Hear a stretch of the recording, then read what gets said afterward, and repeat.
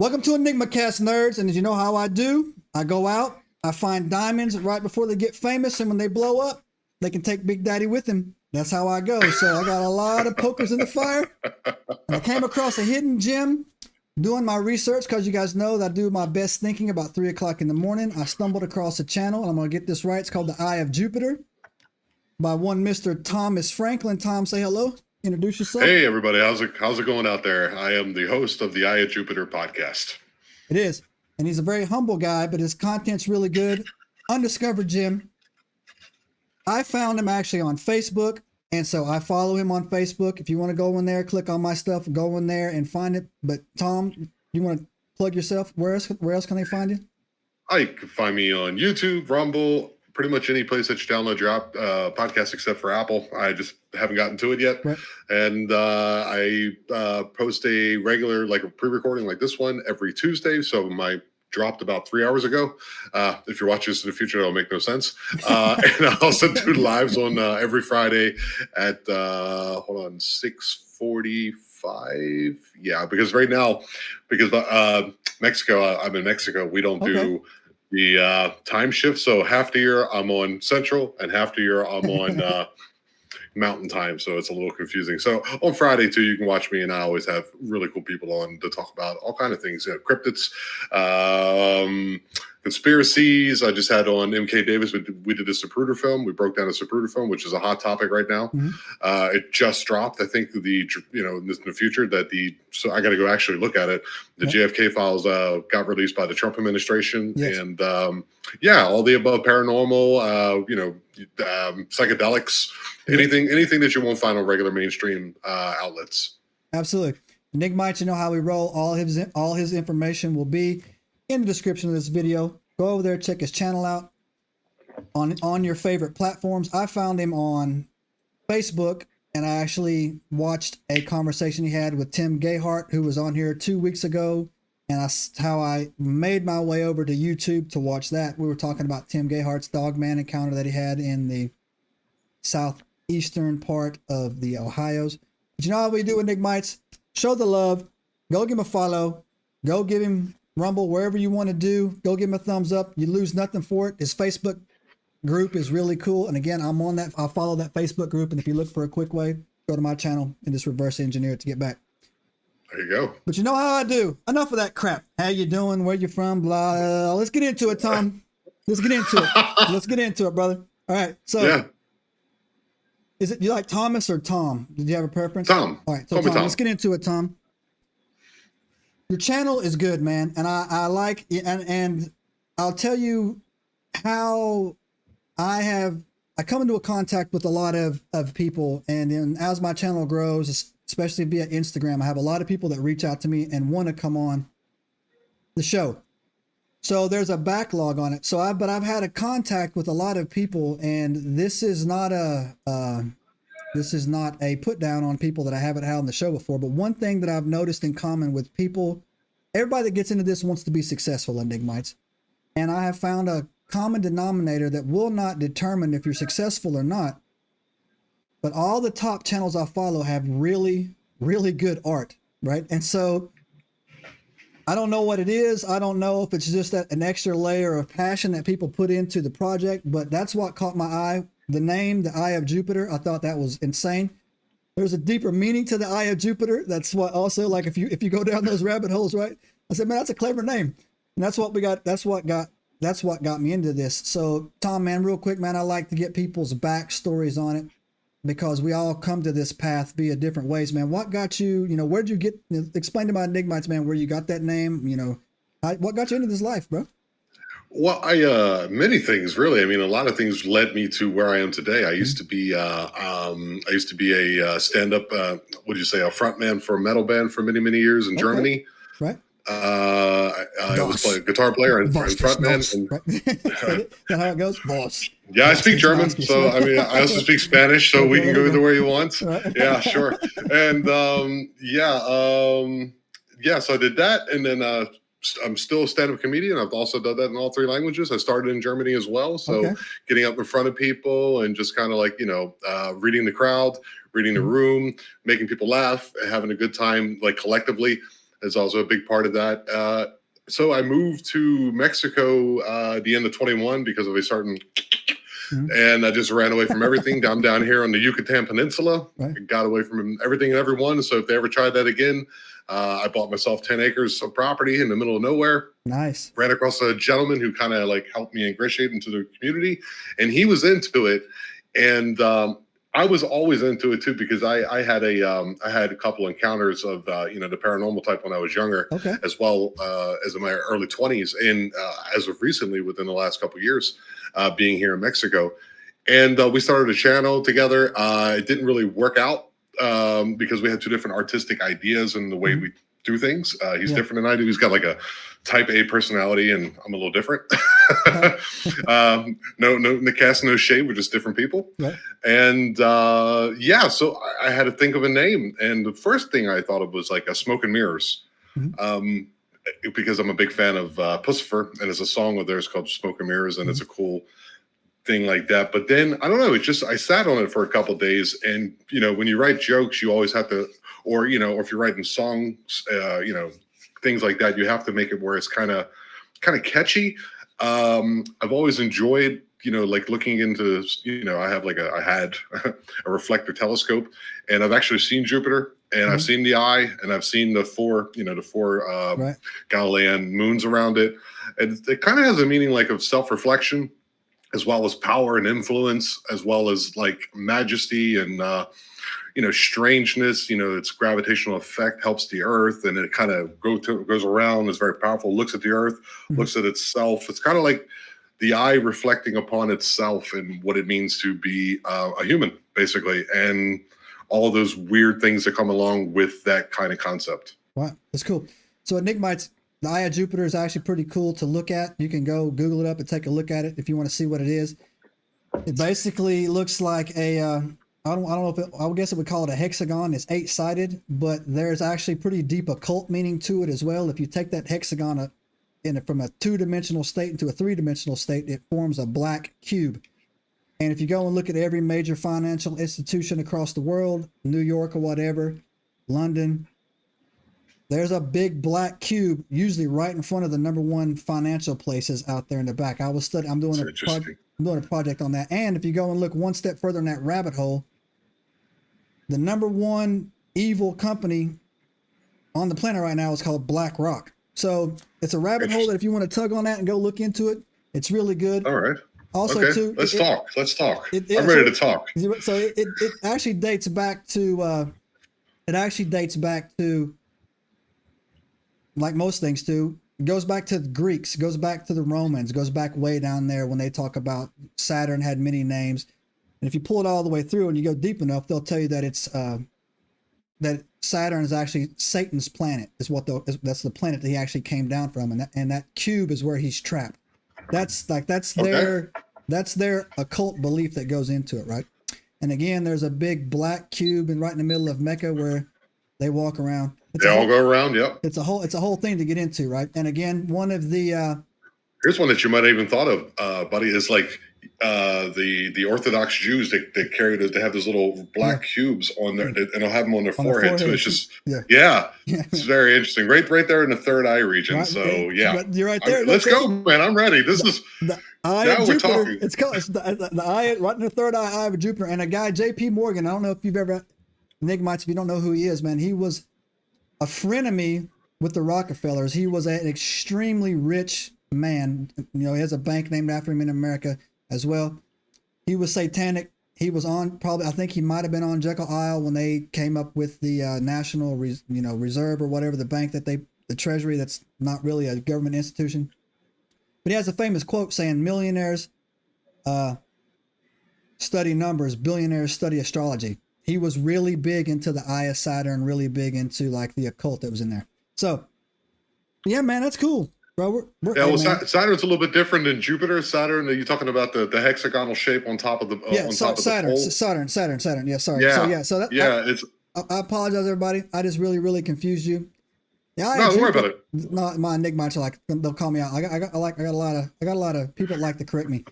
The Eye of Jupiter is a Earth-sized hurricane that's going around Jupiter. Right? I just bounced to the Eye of Saturn real quick to make a little hexagon thing to go into it. So I apologize on that, right? So sorry about that. Don't worry about it. Yeah, man. Please don't worry about it. I got distracted. So yeah, as you can see here, we laughed, put up a little bit. And actually funny is you telling me about that A-type personality. I had a girl in one of my comments on my videos today tell me, just shut up and tell the story. It's a great story, but you're not very funny. So I said, thank you. And I think I'm hilarious is what I told her. So anyway, well, you're going to get that. You're going to get that. The thing is that, if you're, there's a crab in the bucket mentality when it comes to these things. And if you're actually getting those type of comments, that means most likely you're doing pretty well, to be honest with you. Right.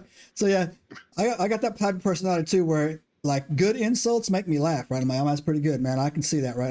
Makes me laugh, right? So today I had a video, I had a post on Instagram about a video that the Catholic Church made about 9 years ago down in Chile via the UNICEF NGO, where they created a reptilian child, put him in makeup and put him in a room and was trying to teach other kids to, not bully the reptilian kid, right?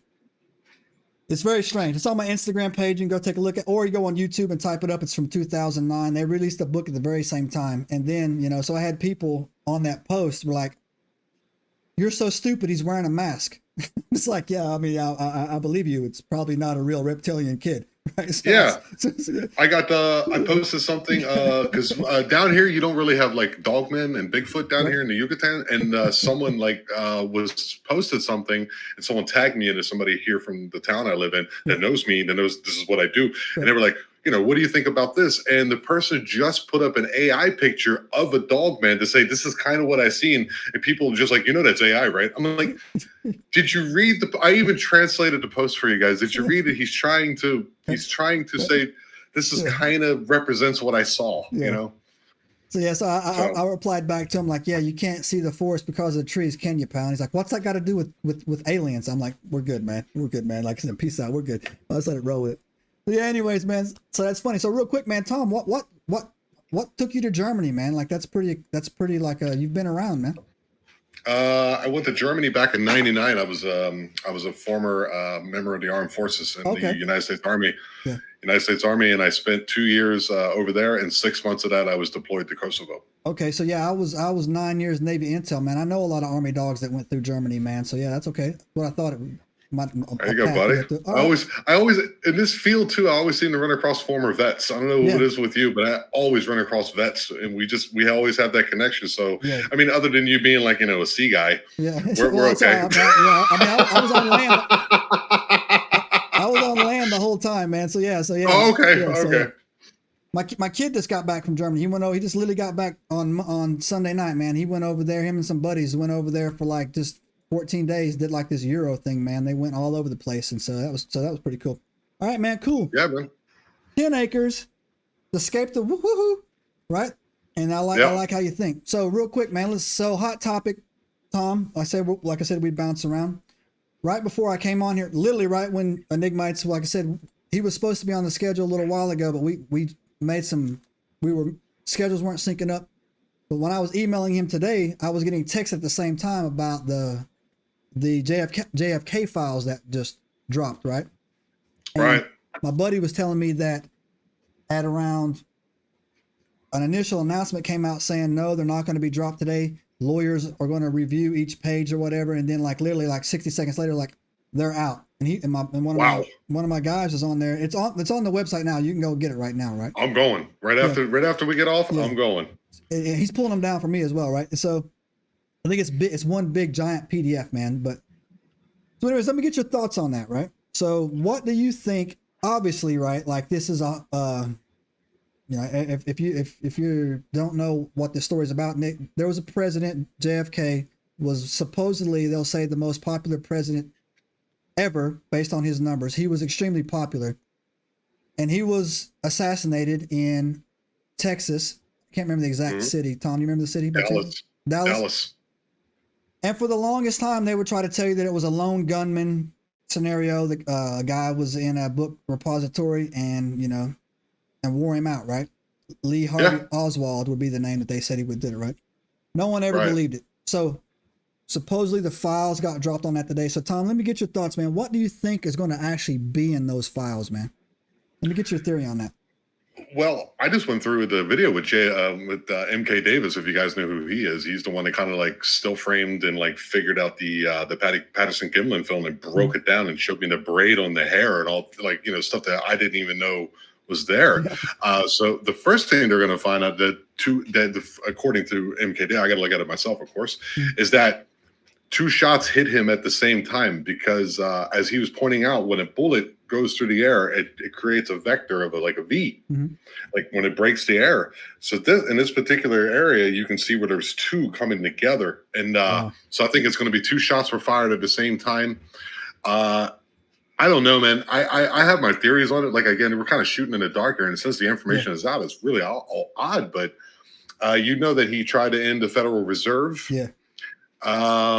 He was the president right after Eisenhower, who had his infamous State of the Union address, coming out talking about the industrial complex taking over our democratic, what do they call that? Processes. Yeah. To be careful with that. I think there was the Bay of Pigs incident. I think the CIA, as well as maybe the Mafia and the Teamster Union, which are kind of connected, were involved. I think there was quite a few characters. So, like when it comes to the CIA, when they were trying to do with Fidel, I think once he said, "Hey, we're changing the money and taking it out of the Federal Reserve," which you guys know is not like my buddy here just said is not an institution that's even federal. As far as I know, it's at least 8 separate private banks, which is very strange if you think about that. Yeah. And he took that out. He took the note. It was actually, if you look, if you can find it, it was actually red notes or red bills that were in the early 60s.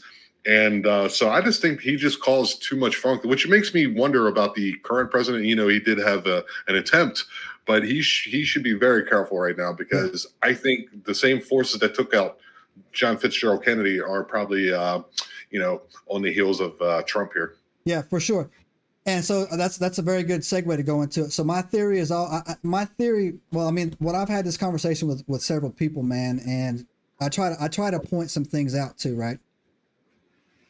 He had a mistake, right? And what the mistake that he actually made, right? He had very, very good intentions. He pissed everybody off that was evil at the exact same time. And I'll even tell you what he did, right? So exactly what you said. He wanted to get rid of the Federal Reserve, right? So right there, he was going against the Rothschilds, satanic Freemason cult. He also gave a speech about how secret societies are terrible. Right. He went right. I forgot about that. And so what did he do right there? He roped in the Freemasons. His father was a notorious bootlegger during Prohibition, and he cut a deal with the Mafia to get the Catholic votes that he needed as long as he laid off the Mafia. But his brother Bobby was the district attorney, started going after the Mafia. LBJ hated him. His VP hated him, right? He also had a very, very bad relationship with J. Edgar Hoover, who was a homosexual, right? For the FBI, right? And at the exact same time that was going on, Marilyn Monroe was talking about aliens and stuff like that she was going to release. And this was his fatal flaw right here. And it's making the rounds today. He flat out told Israel they could not have a nuke, right? And so he pulled in the Mossad, right? And so this is what happened immediately after his assassination, right? Immediately, LBJ becomes president. He gives Israel a nuke. 4 weeks later, you have the USS Liberty incident where wasn't his first. Wasn't his first executive order to end the Federal Reserve change? Wasn't that his first executive order? You're probably right. I didn't even know that. Right? I didn't even know I have to look that up. Yeah. I think I've heard that somewhere. I'm not quite sure if I'm spreading misinformation. No. All this is for entertainment purposes only, man. That's why. Exactly. So, we're no experts. Exactly, right? All we do is read and think for yourself, but that makes you dangerous. Oh, there you go, dude. Me and you are going to be good friends. Yeah, all right. Makes you dangerous. 2 + 2 actually equals 4. Oh, how do you figure that out? Well, I got that many fingers and I just figured it out, right? So then it leads on to the next thing that goes down, right? Is that is, LBJ runs his term, his brother's coming in, all this other stuff. The mob doesn't go away. They take his brother out. Marilyn Monroe is taken out as well. Mm-hmm. The Fed gets more stronger and stronger and stronger, right? So that's what I actually think that, and of course, none of this happens without the CIA. None of it happens without our CIA. None of it happens, right? So it all gets in there. And again, he pissed the CIA off, like you said, because he did not fully support the Bay of Pigs invasion to take over Cuba, right? He kind of left those guys hanging out there for a little while. And so that's where he made those guys very angry, right? And so, yeah, that's going to be in there, right? And it's going to be also too, and supposedly, bro, it's 80,000 pages, right? And I'm just like, wow, man. Like, so if it was one dude in taking that shot, you wouldn't need 80,000 pages to say it was one guy that took him out, right? It was obviously.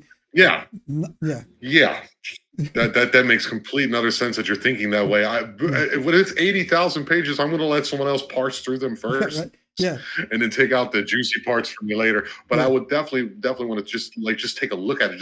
I want to see how much is redacted. You know what I mean? I'm sure they redacted something. Yeah, I'm sure they are, man. So so there has to be something in there.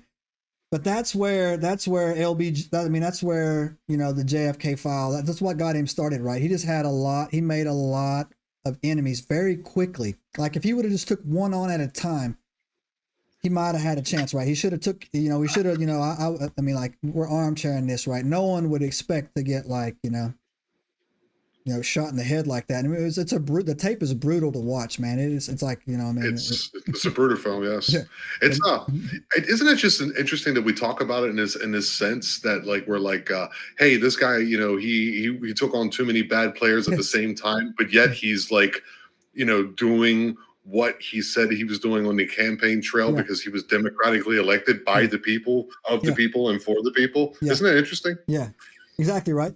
There's something that you should, if you want to go later on, you want on this rabbit hole, go and look up how the CIA came into being, right? How it was an executive order that was written into being, and that it was 100 at the time. I don't know what it is now, right? No one. It was called the OCS, I think it was called. Yeah, well, it was a Skull and Bones project. It came out of that secret society, right?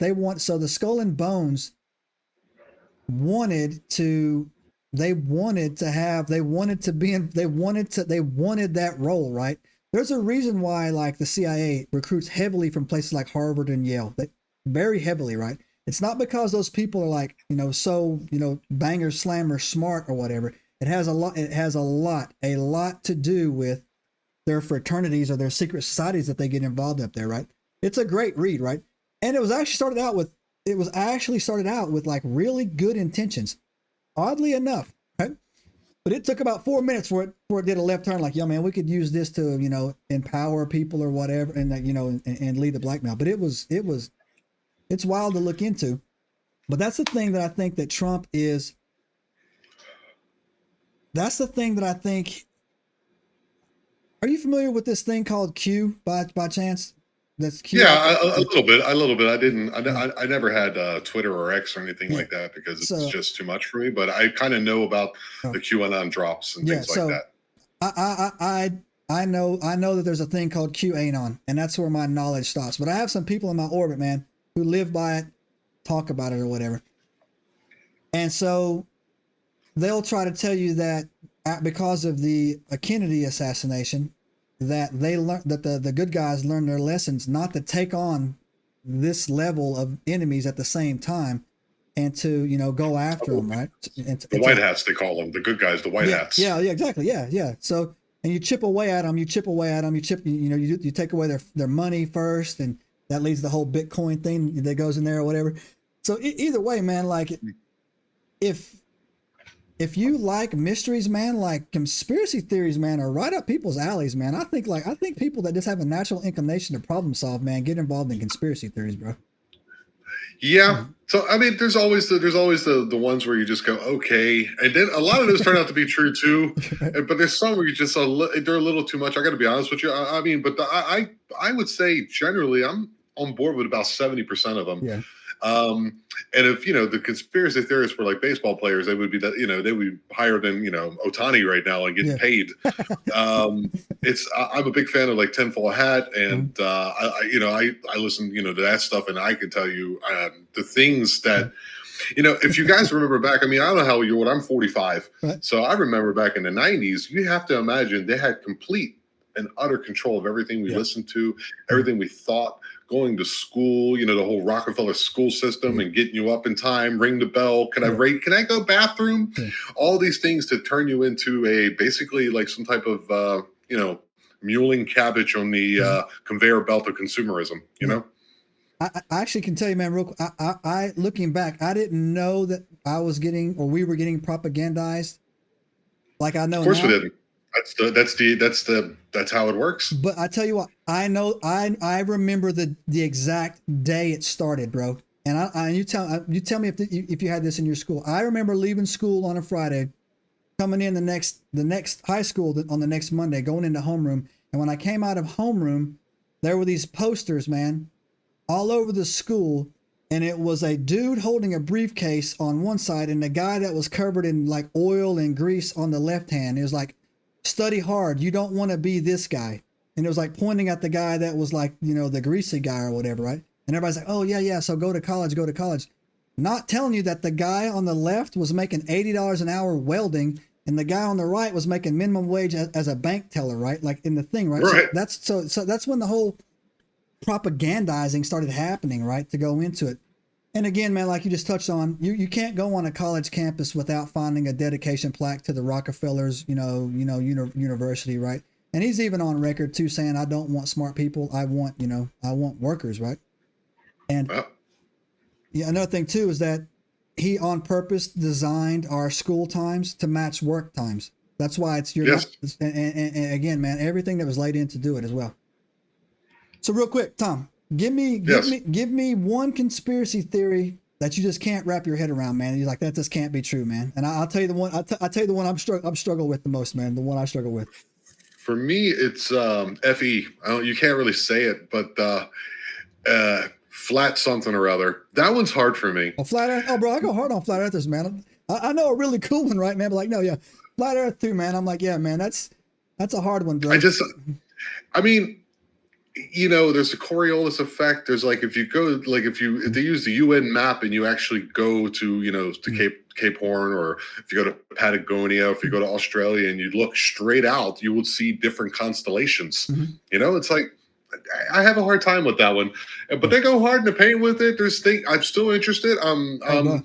It's a thick fence that I'm still sitting on, but I'm leaning more towards the round. No, bro, I'm because of math and stuff like that. But at this, I actually have a telescope. I've actually observed through the night, Polaris being in this. Well, it kind of moves a little bit in a small circle, and as you can see, the constellations go around you. But then you see a video like where the sun is there and the plane's flying by, and you can see the sun pull out of the clouds, and you're like, well, if it's so far away, it should be a different type of perspective.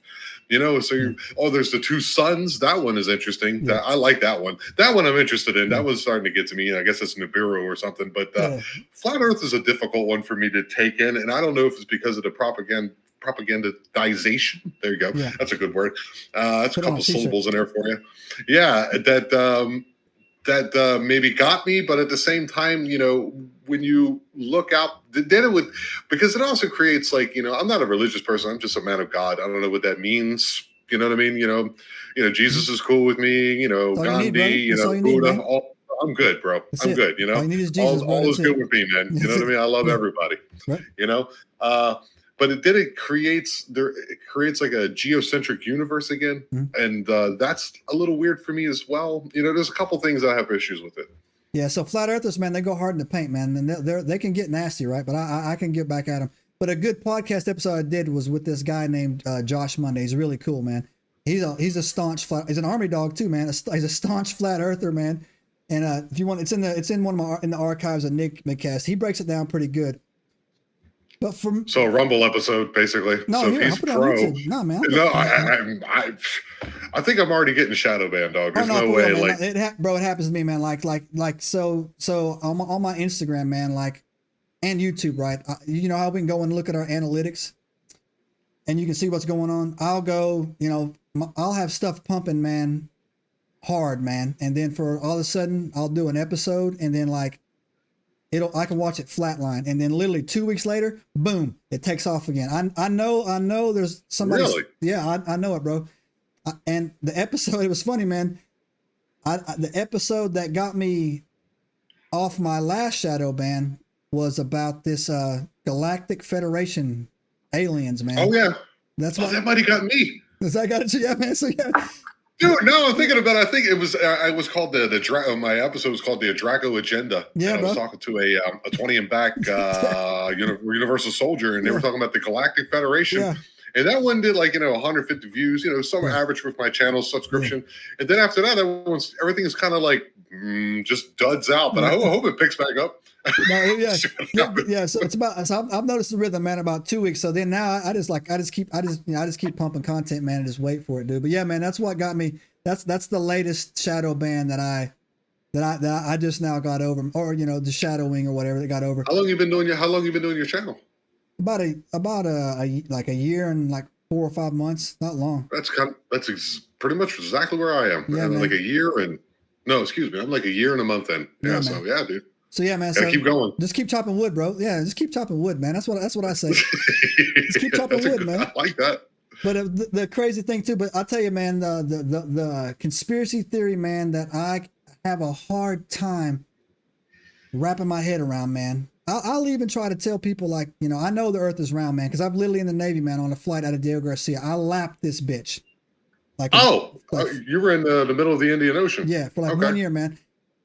Heading east, I lapped this bitch in a plane and showed up in the exact same location, Diego Garcia, man, heading east the whole entire time, right? And they gave me a watch for it. There's some stuff we had to do, like a operation we had to do. Oh, you crossed the international date line and all that. Yeah, I got all that stuff, man. I was in Japan for like 8 years as well.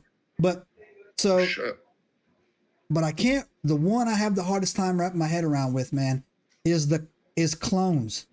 The clone. Yeah, man. Like if you go, there is one, you obviously know who Hank Williams Jr. is, right? Yeah, of course. So yeah, so you'd be surprised some people don't be, but I knew you would probably get. Post Malone is Hank Williams Jr. Go look that up on your phone, man. And you mean Hank Williams III? No, like they cloned him. Post Malone is Hank Williams Jr.'s clone, and the theory is that everybody famous is genetically created, and all the money they make is pulled into like whatever. And if this guy did a breakdown of like if Post Malone is not his clone, they need to talk to his mama. Because I tell you right now, man, and even Post Malone will tell you right now that he has something, he is craving to be a country music star. Like he through his whole thing, man.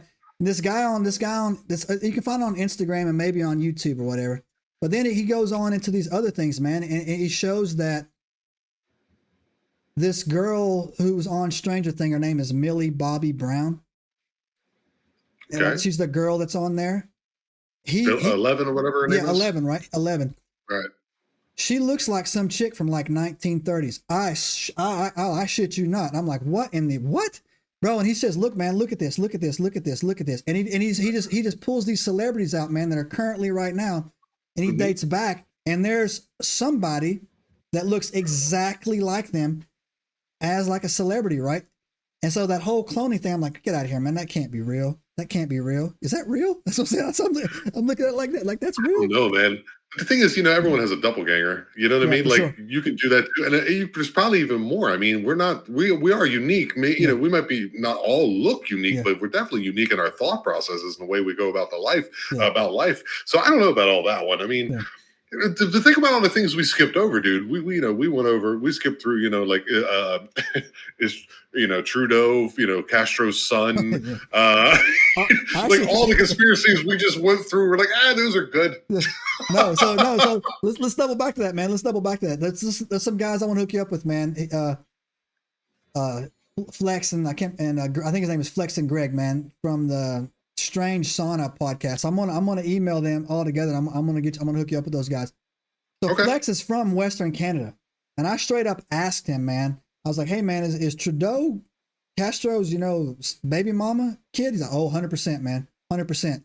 And not only does he physically look like Castro, like his mother was there. The dates fit, bro. Like she was in Cuba, right? And I was like, what? Whoa. Yeah. So there's pictures of her in Cuba with Fidel Castro. The Trudeaus, man, are was this, the power, like the Clintons or whatever of Canada back in the day.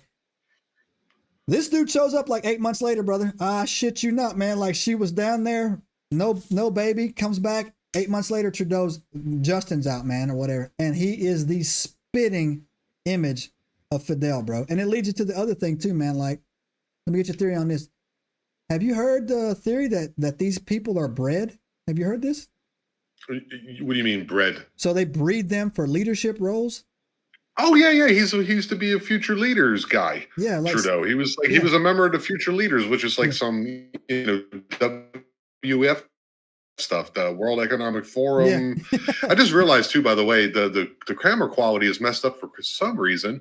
My freaking camera from the my good one didn't turn on, and I don't know why. But so I'm not good looking to begin with, but I'm just giving you guys. It's normally better video quality, just to give you. He's a hybrid, y'all. He's a hybrid. He's a Draco. He's a reptilian.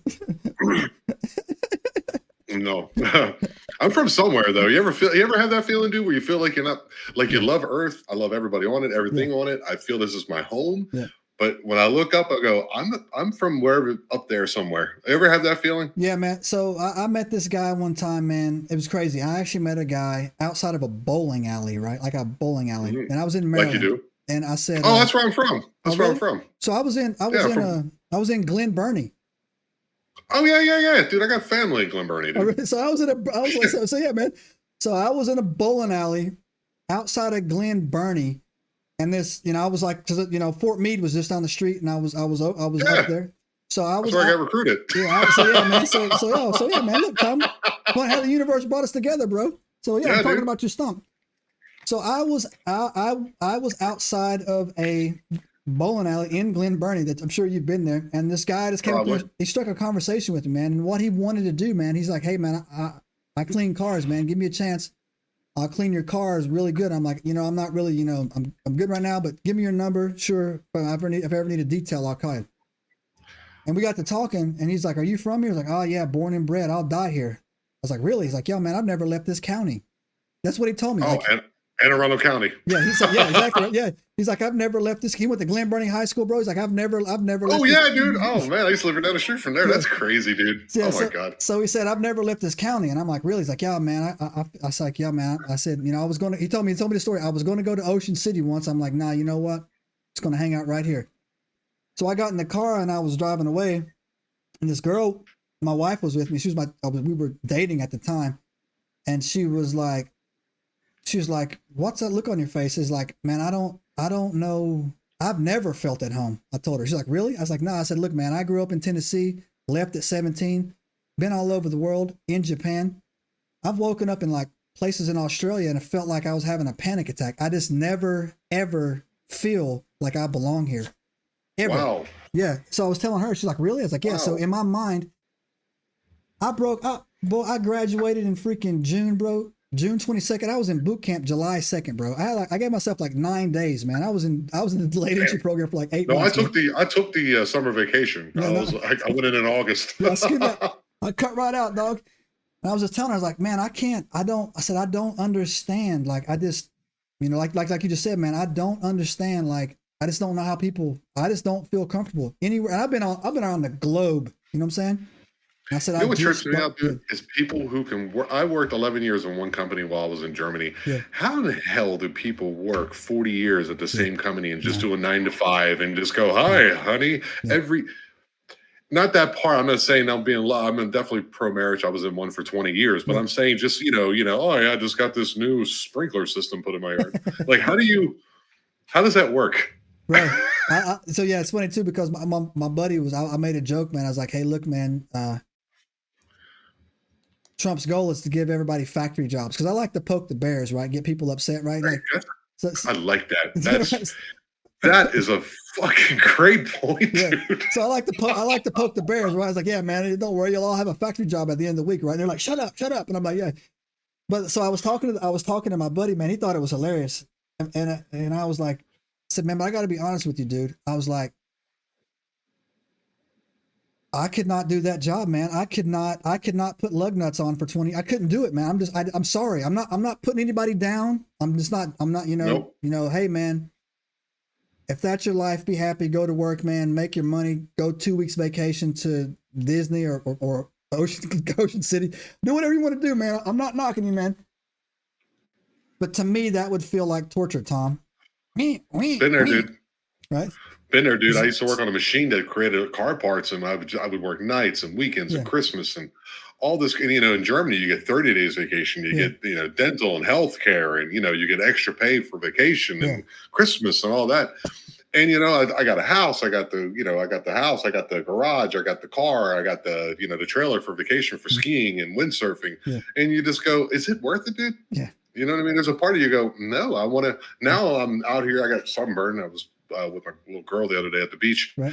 I'm putting up solar panels, mixing concretes, bumping elbows with Mexican fellows, and just living my best life. Yeah, yeah, man. So that's that thing so what you're talking about, like never feeling at home, man. It takes me to the a thing that seems to trend a lot lately on.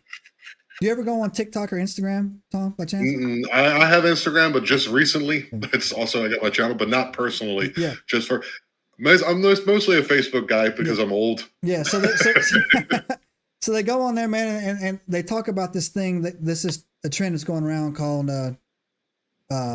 chosen ones, or they call them something else as well off the top of my Starseeds or something like that, right? And they're saying that and they have these other classification of people they call like NPCs, right? I don't back and forth. And they're saying that like that what we just talked about is becoming more and more people are waking up like, yo, how could you just follow this program? How could you do it, right? And they're saying it has something to do when it's real. It's like really. It hits home. It's like touching, like the way you're. I think I've heard it before, and like I was like, "What is he talking about?" And then like the worm went in my ear, and I was like, "Oh yeah, I think for sure. I think like a lot of us are here just to like wake up the others, exactly. And the only way to do that is you can't grab them by the lapels and shake them because that does nothing. The only way that I do it, and it sounds very Buddhist and Eastern. I mean, it's like just to do it with love, like just to you see like here.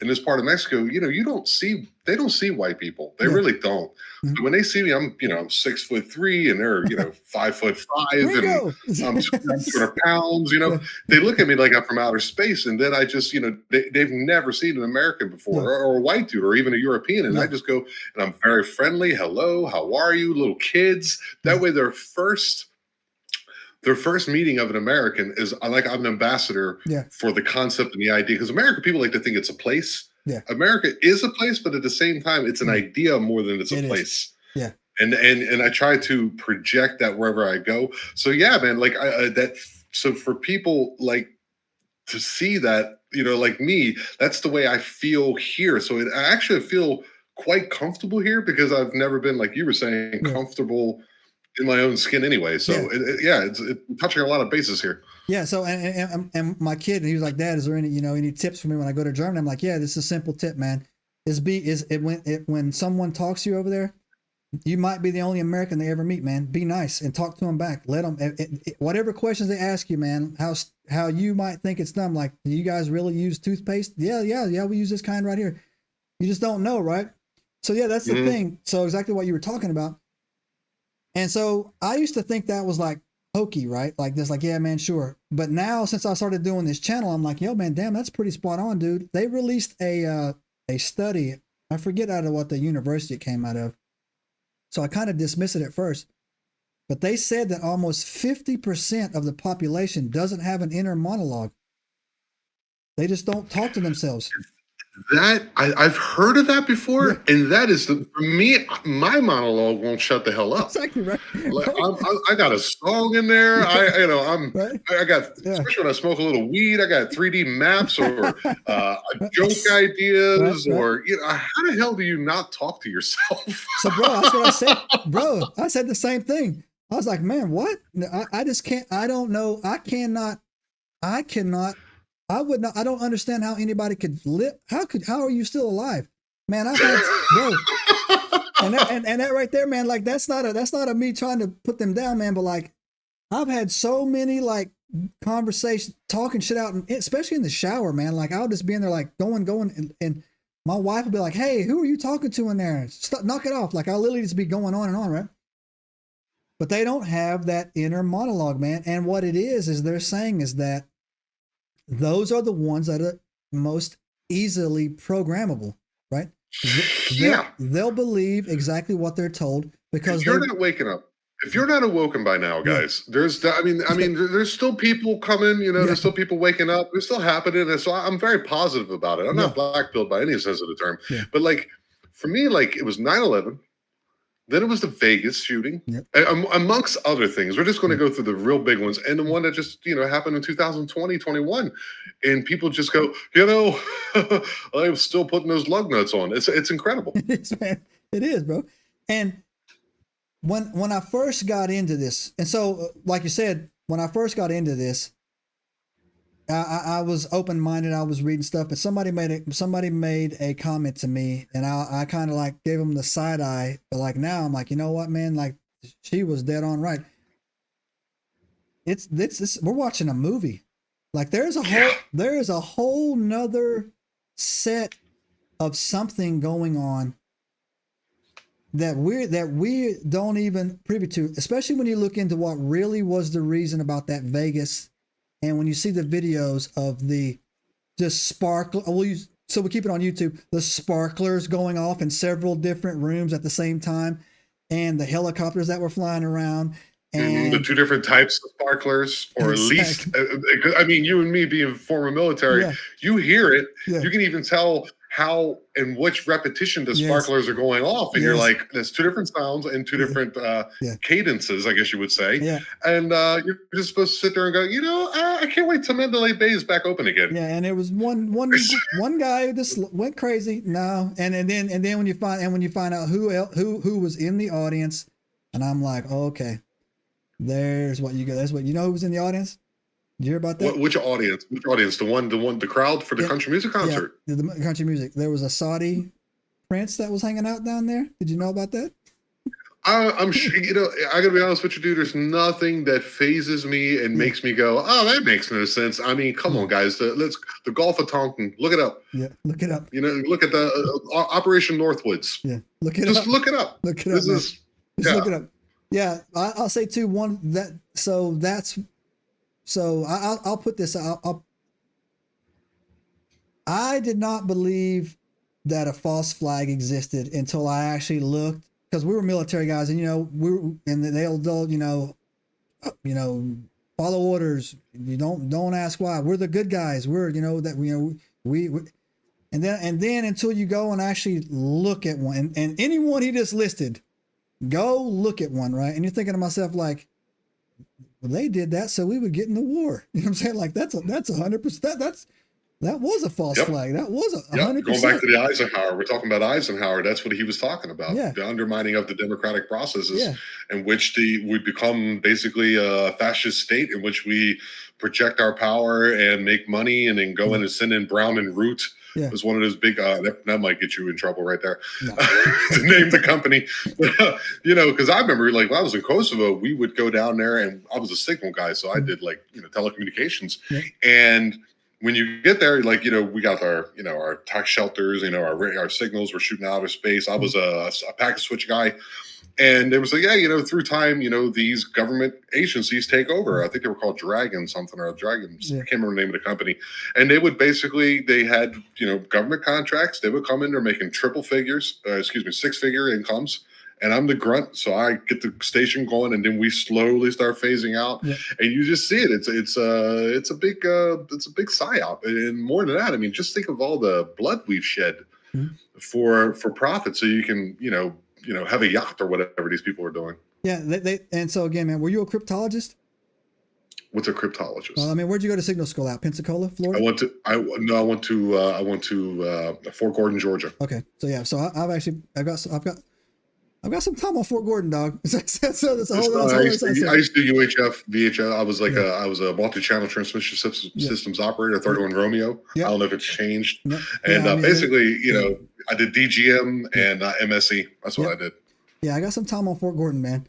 So that's funny, man. We got a lot of dots connected there. A lot in common. So, but yeah, exactly. Well, that means if you were in Maryland, that means you were either in Aberdeen or you were in or the naval base in Annapolis. So yeah, so I don't know. I was back and forth from Annapolis to Meade, actually, back and forth. Meade is a big. I mean, there's a supercomputer that actually put fence around in the 90s. Yeah.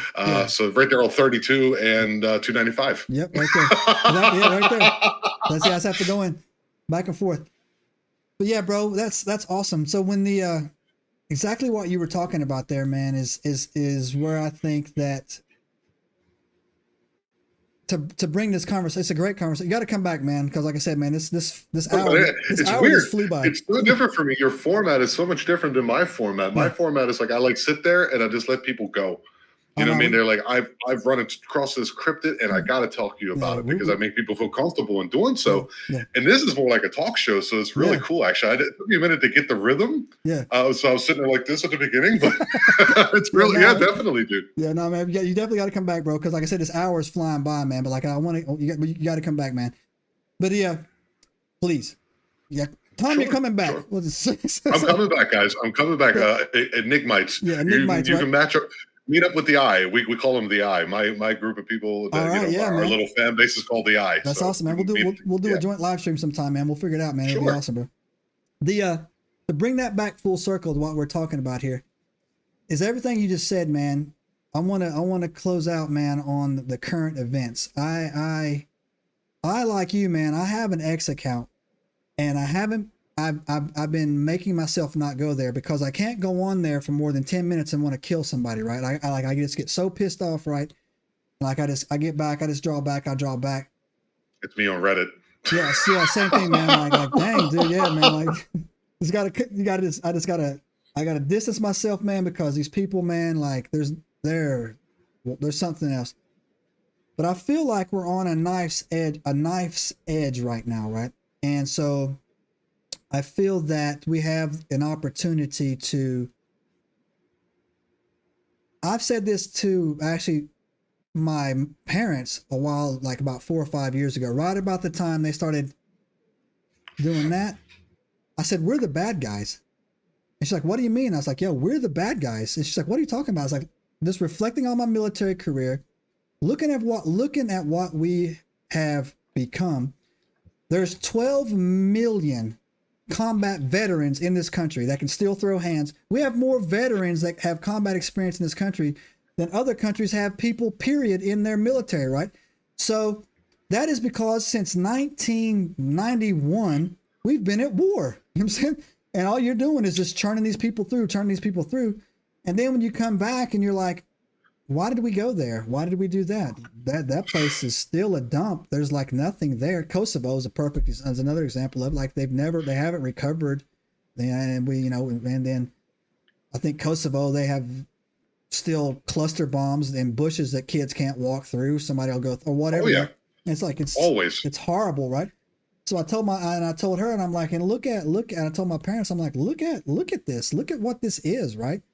And that's when like people started kind of waking up, man. And then the whole big thing thawed out and we were going through it. And so now like, okay, all these it felt like a spiritual battle too. Like there was like weird shit going on with the eclipses. And so we're at this, everybody's pointing all this stuff out. Everybody's waking up now. People are realizing that the Statue of Liberty is actually a statue of Satan.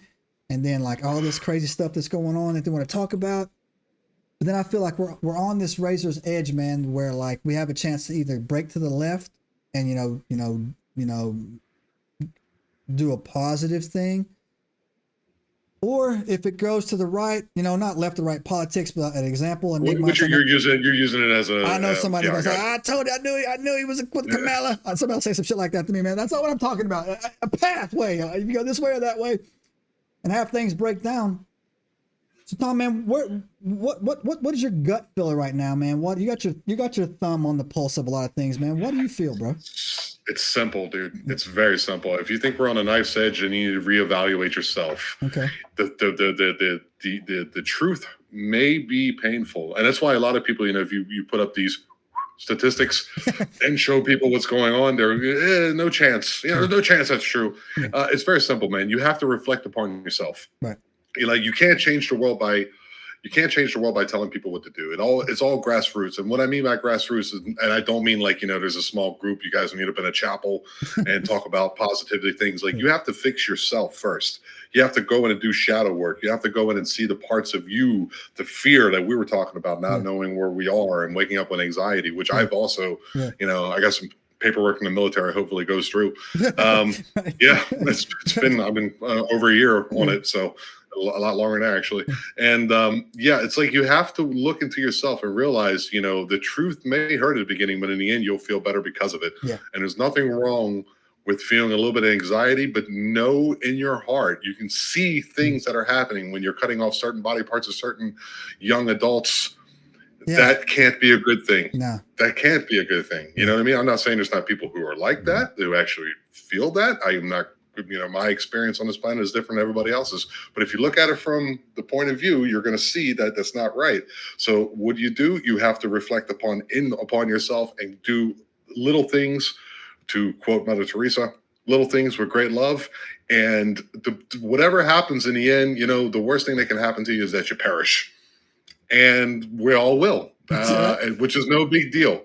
It's no big deal. I dealt with that in 2020. It hit me for 5 weeks, and this is before all of that stuff. All I had was China and Italy and what was happening in New York, and I thought for sure that it was over. Yeah. And I come out a different person, and so basically just try to figure out the dark parts of your mind and try to then love yourself. And when you do that, you automatically love those around you. So you'll be okay. All right. Nick Mites, you heard it from Tom right there, man. Tom, man, wow, great talk, bro. If the time flew by, man. Great talk. Yeah. I don't think we touched anything. No, man. So you got to come back, man. We're just two guys catching up, man, in the airport. That's all that was, man. But this will be the one that blows our channels up. I'm telling you, man. You have 1 million followers in 3 weeks after this, right? After our Shadow Man, of course. After our Shadow Man goes down, man. But yeah, man, I told my buddy that, man. I said, I think that when they tried with those shenanigans, that was their shot. And when I think it's like in a fight, Enigmites, if you get hit first, not expecting it, usually it can go badly for you. But if you take that first punch and it didn't have that effect on you, oh, you best believe you're about to take. And that's what I tell people, man. Is like they took their shot. They overplayed their hand. That's even a better way to say it. They overplayed their hand, man. And now it's like, you know what, man? And again, gloves are off. They're off, man. That will never happen again. Yeah, for sure. Never. Yeah, never. But real quick, what people don't understand, the reason I'm here, I'm poor, dude. You know what I'm saying? I came down here with, I have half a rent from a house in Germany, and I work with my hands again. I'm 45 years old on top of the roof in the Yucatan Peninsula where it's 100 degrees about half the time of the year to get away from that tyranny. So I can do it. You can do it. Follow your heart and do what it is that you love. If it's shining shoes, do it. If it's growing cucumbers, do it, dude. That's what I'm all about. Get after it, man. Get after it. All right, Tom. All right, buddy. One more time. Plug your channel, brother.